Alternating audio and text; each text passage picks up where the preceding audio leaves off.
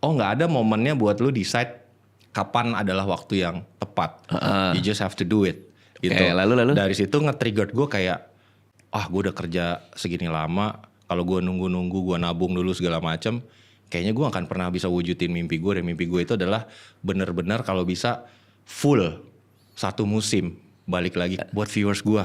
Gitu. Itu yang gue pengenin. Nah, lo nggak bisa karena lo masih jadi partner kan? Kerja, nggak bisa. Lalu? Jadi akhirnya gue triggered, gue resign. Lo resign setelah ketemu Ferry? Setelah ketemu Ferry itu gue udah akhirnya jadi lebih kayak yang gue putusin kayak nggak ada waktu yang tepat. Selama ini gue nunggu-nunggu, nggak pernah akan ada karena senyaman apapun lu bisa tiba-tiba di layoff kok.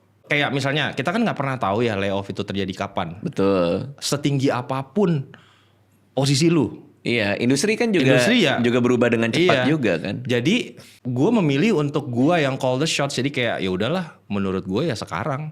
Nah, triggernya adalah gue jual mobil, Dit. Karena gini, jadi tuh sebelum setahun kemarin itu, gue tuh kan orang working class lah, Dit. Gue tuh working class people lah. Oke. Nah, gue itu nggak pernah merasakan naik mobil yang bagus seumur hidup gue. Mungkin ya gue kelasnya Toyota, Honda gitu ya. Itu udah paling bagus lah buat gue. Nah, gue ada di posisi tahun lalu itu bisa beli mobil yang gue pengen. Gue beli BMW 330. Anjir, keren itu, lagi. Ya, gue ke IMS, gue beli cash. Waduh. Itu pertama kali rasanya aja. Gue kampungan, Dit, sumpah, Dit. Jadi gue tuh sebulan mau macet, mau berhenti, gue senyum, Dit, nyetirnya, Dit. Sumpah kayak aja gue senyum banget aja. Gue katro, bener-bener katro gue. Kayak anjir gue katro banget. Tapi itu perasaan gue nunggu 38 tahun, Dit. Ya artinya kan mobil itu gak dari satu income doang, kan. ya. Maksudnya gitu kan. Nah itu akhirnya setelah sebulan ini pajaknya mahal kan, Dit. Iya lagi. Nah setelah bensin juga. Bensin pak gitu kan. Nah pas gue resign kayaknya gak baik. Dan nih gue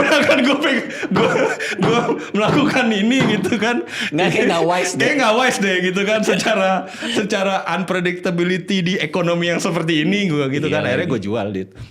Gue jual terus gue kayak, gue apain ya? Nah gue memutuskan untuk berinvestasi ke diri gue sendiri. Wah bagus tuh. Ya orang kan mungkin gue mau kripto enggak. Gue percaya sama diri gue. Iya. Jadi berapa porsi dari situ gue pakai buat Subaton ini.